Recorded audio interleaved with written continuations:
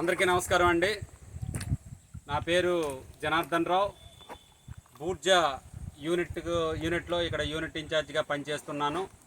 ఇక్కడ 5 ఎకరాల్లో నేను దేశవాళీ వరి ఒక 6 రకాలు వేయడం జరిగింది. దీంట్లో భాగంగా ఈరోజు ఇక్కడ 600 లీటర్ల ద్రవజీవామృతం తయారు చేయడం జరుగుతుంది. దీనికి కావలసినటువంటి పదార్థాలు 30 లీటర్ల దేశవాళీ మూత్రం, 30 కేజీల పేడ, 6 కేజీల బెల్లము, 6 కేజీల పప్పు దినుసుల పిండి.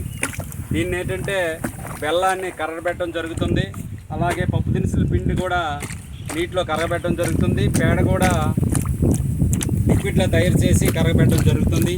ఇవన్నీ కూడా ఇందులో దించి ఒక 3 రోజుల పాటు ఇందులో ఉంచి సవ్య దిశలో ఉదయం సాయంత్రం కలిపి మనము పంటకి వేయడం జరుగుతుంది.